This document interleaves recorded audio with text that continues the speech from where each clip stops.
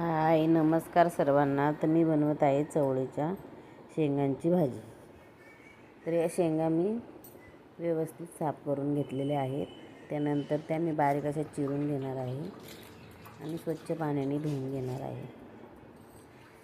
धुवून झाल्यानंतर मी हिरवी मिरची, लसूण, शेंगदाण्याचं वाटण तयार करून घेतलं आहे.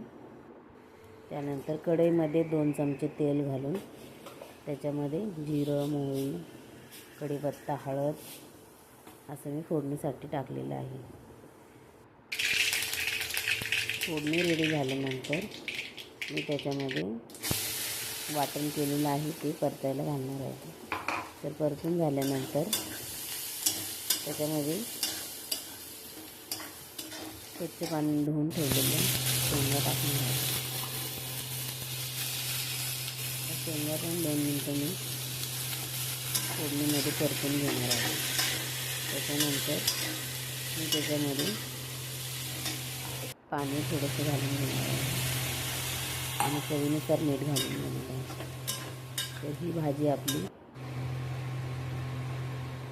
शिजण्यासाठी 2 मिनटं ठेवणार आहे. शिजून झाल्यानंतर तुम्ही पाहू शकता भाजी खूप छान अशी झालेली आहे. धन्यवाद.